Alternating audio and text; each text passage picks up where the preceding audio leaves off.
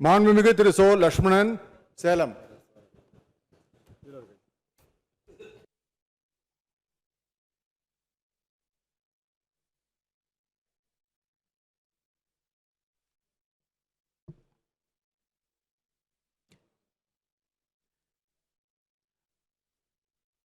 சட்டப்பேரவையின் உறுப்பினராக தேர்ந்தெடுக்கப்பட்ட சோ லட்சுமணன் என்னும் நான் சட்ட முறைப்படி நிறுவப்பெற்றுள்ள இந்திய அரசியலமைப்பு சட்டத்தில் உண்மையான நம்பிக்கையும் பற்றுறுதியும் கொண்டிருப்பேன் என்றும் இந்திய நாட்டின் இறையாண்மையையும் ஒருமைப்பாட்டையும் நிலைநிறுத்துவேன் என்றும் நான் மேற்கொள்ள இருக்கும் கடமையை நேர்மையுடன் நிறைவேற்றுவேன் என்றும் கடவுளறிய உறுதி கூறுகிறேன். மாண்புமிகு திருமதி த லதா, கீழ்வேலூர்.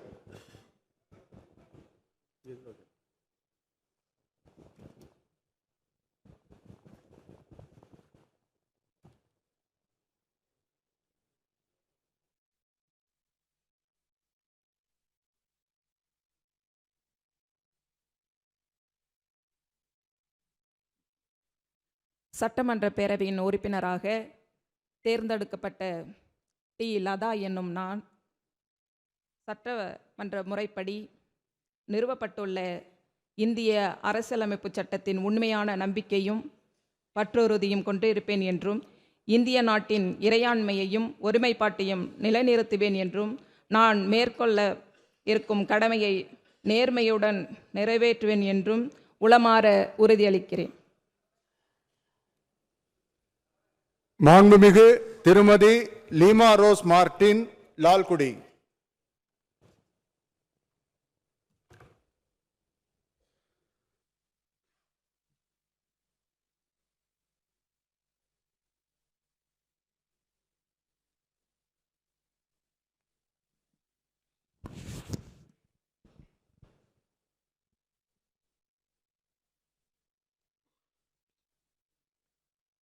சட்டமன்ற பேரவையின் உறுப்பினராக தேர்ந்தெடுக்கப்பெற்ற லீமா ரோஸ் மார்டின் என்னும் நான் சட்ட முறைப்படி நிறுவப்பட்டுள்ள இந்திய அரசமைப்பு சட்டத்தில் உண்மையான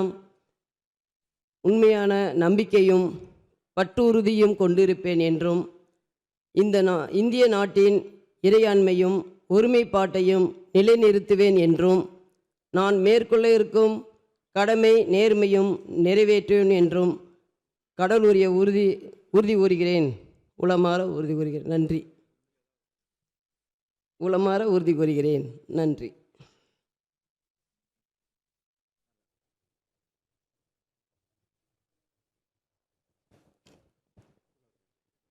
மாண்புமிகு திரு த லோகேஷ் தமிழ்ச்செல்வன், ராசிபுரம்.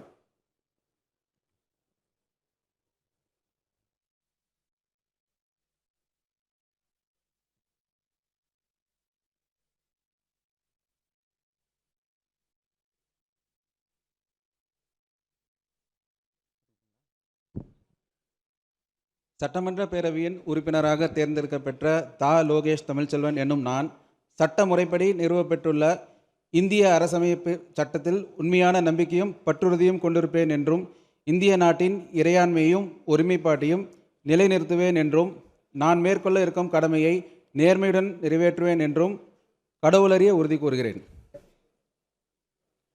மாண்புமிகு திரு ஜி ஆர் வசந்தவேல், உளுந்தூர்பேட்டை.